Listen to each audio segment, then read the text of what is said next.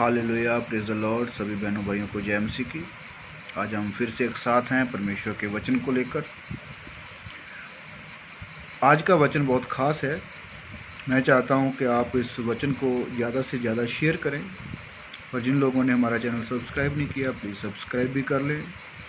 इस वचन को शेयर करने के लिए कहने का मेरा एक ख़ास मकसद है, ख़ास वजह है, क्योंकि हमारी ज़िंदगी में बहुत सारी प्रॉब्लमें चलती हैं, बहुत सारे कई बार अभिशाप, जहाँ कुछ हमें लगता है कि हमारी ज़िंदगी में कुछ नेगेटिविटी चल रही है। उसके पीछे एक रीज़न ये भी होता है। आज हम देखने जा रहे हैं गिनती की पुस्तक, सीधा वचन में जाएंगे। गिनती की पुस्तक 12 अध्याय से बहुत ख़ास बातें हम करने जा रहे हैं आज। गिनती की पुस्तक में एक छोटी सी कहानी बताई गई है इस 12 चैप्टर में। जब मूसा जी एक कूश की स्त्री से विवाह कर लेते हैं। आओ हम वचन में चलते हैं। गिनती 12 उसका 1। मूसा ने एक कूशी स्त्री के साथ विवाह कर लिया था, इसलिए मरियम और हारून उसकी उस विवाहित कूशी स्त्री के कारण उसकी निंदा करने लगे। सो कोई भी वजह हो, कोई भी वजह बन गई, जहाँ बनाई गई, जहाँ जो भी था, प्रभु का दास था मूसा जी, और उसके बड़े बहन और बड़े भाई मरियम और हारून जी जो थे, वो उनकी चुगली कर रहे थे, वो उसकी निंदा कर रहे थे, उसको बुरा भला बोल रहे थे, लेकिन उसके मुंह पर नहीं, उसकी पीठ के पीछे।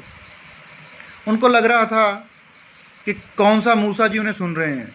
उनको लग रहा था कोई बात नहीं, हम दोनों बात कर रहे हैं। शायद वो प्लानिंग बना रहे थे उससे बात करने की या नहीं, खुदा जानता है। पर फिर भी एक छोटी सी बातचीत उनके अंदर हुई, उनके बीच में हुई। मूसा नहीं सुन रहा था। लेकिन आगे हम पढ़ते हैं, उन्होंने क्या यहोवा ने केवल मूसा ही के साथ बातें की है? क्या उसने हमसे बातें नहीं की? उसकी यह बात यहोवा ने सुन ली। उन लोगों की ये बात यहोवा ने सुन ली। देखो, परमेश्वर आप सभी को बहुत प्यार करता है, चाहे विश्वासी हो, नया हो, पुराना हो, चाहे कोई भी प्रभु का दास हो, वो सभी को प्यार करता है। कई बार हमें लगता है कि हमें सपने आ रहे हैं, पंजाबी आ जाती है हमारी बीच में। कई बार हमें लगता है कि हमें सपने आ रहे हैं, प्रभु दर्शन दे रहे हैं, वचन के ज़रिए बात कर रहे हैं, कुछ प्रकाशन खोल रहे हैं, तो हम ऐसे हो गए, हम वैसे हो गए। वही इनके अंदर भी चल रहा था कि परमेश्वर हमसे भी बातें कर रहा है, परमेश्वर हमसे भी रूबरू हो रहा है। वो कौन सा अकेला मूसा के साथ ही रूबरू हो रहा है, और मूसा चाहे जो मर्जी करे। इसी तरह हमको भी लगता है कि पास्टर जी जो हमारे प्रभु के दास हैं, वो हमसे उम्र से छोटे हैं, वो तो सिर्फ हमारा बेटा है, वो तो सिर्फ मेरा भाई है, वो तो सिर्फ मेरा पति है, वो तो सिर्फ मेरे पापा हैं, कोई भी हो सकता है। और उनको हल्के में लेते हैं। क्यों? क्योंकि प्रभु सभी से प्यार करता है, सभी से बातें करता है, और हमें लगने लग जाता है कि परमेश्वर हमसे भी बातें करते हैं। पर असल में क्या होता है कि परमेश्वर अपने चुने हुओं को अपनी आँख की पुतली के न्याय समझते हैं। वाणी बताती है, जो परमेश्वर के दास को हाथ लगाता है, वो परमेश्वर की आँख की पुतली, जो वो ये पुतली होती है अंदर, उसको हाथ लगाता है। वो परमेश्वर वो बात कभी बर्दाश्त नहीं कर पाते। और दूसरी बात, परमेश्वर किसको किससे ज़्यादा और किसको सबसे ज़्यादा प्यार करते हैं, ये हम नहीं समझ पाएंगे, ये हमें नहीं पता, ये सिर्फ परमेश्वर को ही पता है। और यहाँ पर हम देख रहे हैं परमेश्वर मूसा को हारून और मरियम से ज़्यादा प्यार करते हैं। आपको नहीं पता, जिसके बारे में आप, चाहे वो पास्टर हो, मैं सिर्फ पास्टर के बारे में नहीं बोल रहा हूँ, चाहे वो पास्टर हो, चाहे वो आम विश्वासी हो, जिसकी आप निंदा या जिसकी आप चुगली कर रहे हैं, अगर परमेश्वर उसको आपसे ज़्यादा प्यार कर रहा है तो यहाँ पर जो सुन रहा था परमेश्वर की बातें, तो आपके साथ वो हो सकता है। सो इसलिए सावधान, मैं सावधान करने के लिए ये वीडियो बना रहा हूँ। और सिर्फ प्रभु के दास को हल्के में नहीं लेना चाहिए। और सेकंड थिंग, जो वो पर्सनल लाइफ में काम करता है, अगर अक्षय कई बार लगता है पास्टर जी हमारे सामने तो कभी देखा नहीं हमने तो प्रेयर करते हुए,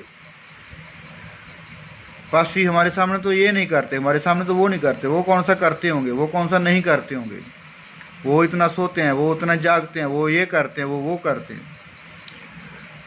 आपको नहीं पता, हमें नहीं पता कि उस बंदे का परमेश्वर के सामने क्या समर्पण है, परमेश्वर के लिए उसने क्या त्याग किया है, आपको और हमें नहीं पता।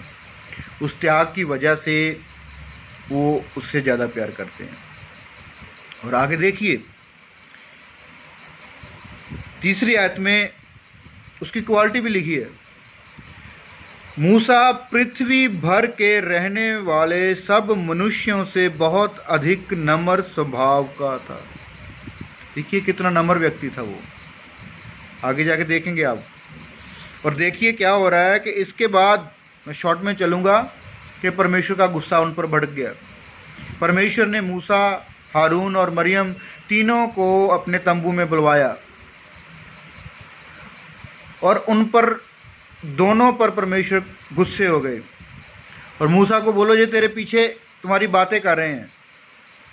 पर मूसा की नम्रता देख सकते हैं कि आगे आप पढ़ोगे, ये कहानी आपका होमवर्क है, आगे आप पढ़ोगे कि मूसा ही था जिसने उन दोनों के लिए फरियाद की कि परमेश्वर ये बच्चे हैं, इन पर दया करो, गलती हो गई। और आगे देखिए, देखेंगे जब कि मरियम जो थी उस पर कोढ़ हो गया, वो कुछ दिनों तक कोढ़ न रही परमेश्वर के गुस्से के कारण, या यूं कहूं कि परमेश्वर की दास की निंदा या चुगली करने के कारण। सो आज हम ये देखना चाहते हैं, मैं आपको ये समझाने की कोशिश कर रहा हूं कि कभी भी किसी भी दास की निंदा चुगली नहीं करनी, कभी भी परमेश्वर के प्रियजन की पीठ पीछे बुराई नहीं करनी।